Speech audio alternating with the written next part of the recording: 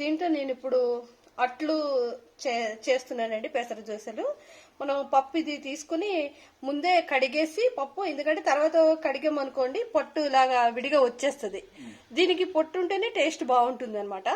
పొట్టు తీయొద్దు, పైగా పొట్టుతో తింటే విటమిన్స్ కూడా మంచిది కూడా అండి హెల్త్ కి అంత బాగుంటుంది. అందుకని చెప్పేసి ఇది ముందు ఏం చేశారంటే ఒక చిన్న గ్లాసుడు పప్పు కడిగేసి మంచినీళ్ళతో కడిగేసి మంచినీళ్ళు పోసి నానబెట్టుకోవాలి. ఒక 5-6 అవర్స్ చాలండి. 5-6 అవర్స్ నానబెట్టుకోవాలి. నానబెట్టిగా వాటర్ తీసేసిన తర్వాత పప్పు ఇట్లా వస్తుందండి. ఇది వాటర్ తీసేసినాక పప్పు అండి, పప్పు ఇది పప్పు నానబెట్టిన పప్పు. అయితే ఇది ఏమంటే ఇది మీరు పెసర అట్లకైతేనండి కొంచెం ఇట్లా వాటర్ ఉండొచ్చు, ఎందుకంటే తర్వాత దోశల పిండిలాగా పలచగా చేసుకోవచ్చు. ఇప్పుడు నేను దీన్ని పప్పు తీస్తున్నాను, మిక్సీ జార్లోకి వేస్తున్నానండి. అదే విధంగా ఇందులో కొంచెం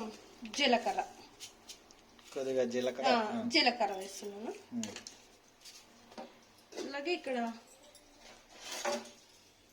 కొంచెం అల్లం ముక్క అండి, చిన్నగా అల్లం ముక్క ఫ్లేవర్ వచ్చేకి కాదు, హెల్త్ కి పచ్చు అంటారు చూడండి, పాసారు పచ్చు అది లేకుండా ఉండడం కోసం అల్లం కూడా ఇందులో యాడ్ చేసుకోవాలి. టేస్ట్ కూడా బాగుంటుంది. కంపల్సరీ మీరు బాగుంటుంది. తప్పకుండా పెసరట్టు అనేసరికి అల్లం తప్పకుండా ఉండాల్సింది. అలాగే ఇందులో పచ్చిమిర్చి కూడా మీరు ఇందులో యాడ్ చేసేసుకోవచ్చు అండి.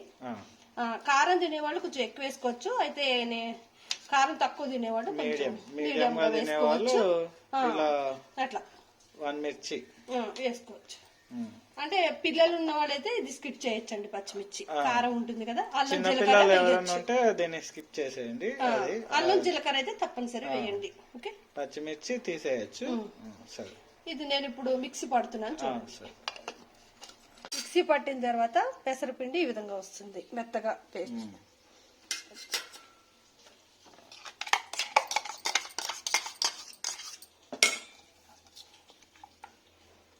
ఇది ఇలా గిన్నెలోకి తీసేసుకుని దీంట్లో సరిపడా కొంచెం సాల్ట్ వేసుకోవాలండి.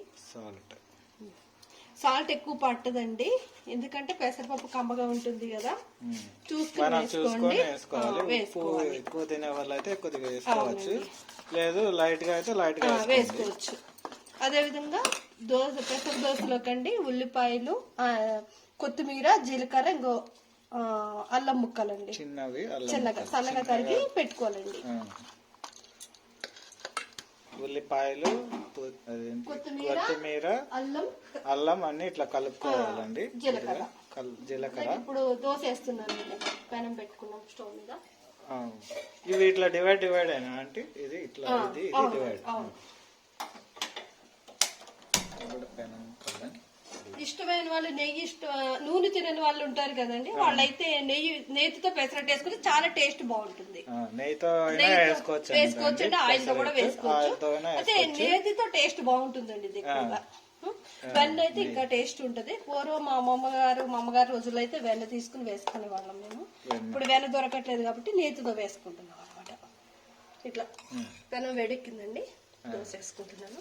కొద్దిగా హీట్ అయినాక మీరు దాంట్లోకి వేయండి.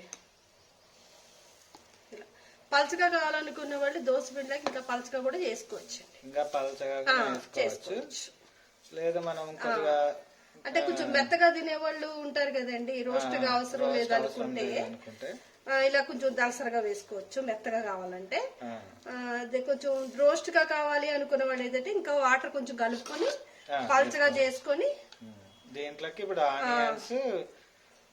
ఆనియన్స్ అది వేసుకోవాలి.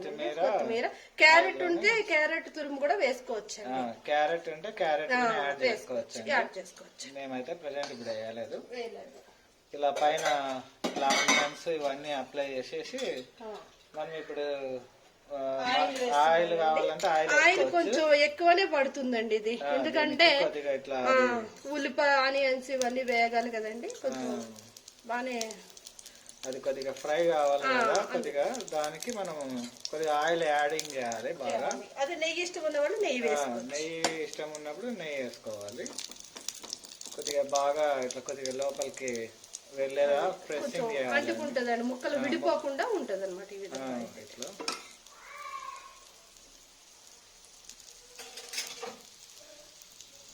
కొంచెం టైం పడుతుందండి, ఒక 2 minutes టైం పడుతుంది ఇది. 2 minutes కాగాలి కదా. కొంచెం అది మీరు రోస్ట్ గా కావాలనుకున్నప్పుడు ఏం చేయాలంటే కొంచెం ఇంకా పల్చగా కలుపుకొని ఇలా వేసేసుకున్న తర్వాత ఇంకా తిరగైన అవసరం లేదండి. పల్చగా కావాలనుకున్నా రోస్ట్ కావాలి, అది కరకరలాడుతూ ఉంటుంది. కొద్దిగా మందం కావాలనుకునే మందం మెత్తగా కావాలనుకున్న వాళ్ళు కొంచెం ఇలా దాన్ని తిరిగేసి మళ్ళా వేసుకోవచ్చు, కొంచెం గట్టిగా కూడా. ఓకేనండి. తిరిగేసిన తర్వాత ఇలా వచ్చిందండి ఇది. కొంచెం ఆయిల్ మళ్ళీ కొద్దిగా లైట్ గా ఆయిల్ యాడ్ చేయాలి. కింద ఆనియన్స్ అవి ఇవి కొద్దిగా బాగా ఫ్రై అవుతాయి.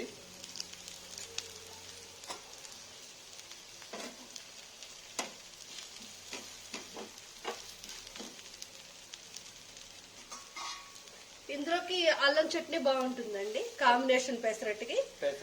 అల్లం చట్నీ కాంబినేషన్ బాగుంటుంది. అదే విధంగా లేదంటే పల్లి చట్నీ గానీ టమాటా చట్నీ కూడా వేసుకోవచ్చు. అయితే ఘాటుగా కొంచెం స్పైసీగా తినాలనుకునే వాళ్ళు మాత్రం అల్లం చట్నీ బాగుంటుంది. ఇదిగోండి ఫ్రెండ్స్, పెసర దోశ రెడీ అయింది. దీంట్లోకి టమాటా చట్నీ విత్ దీన్ని టేస్ట్ చేసి చూద్దాం. అల్లం పెసరట్టు చాలా బాగుంది చూడడానికి, టేస్ట్ కూడా హైలైట్గా ఉంటుందండి. ఇది చేసుకొని ట్రై చేయండి ప్లీజ్.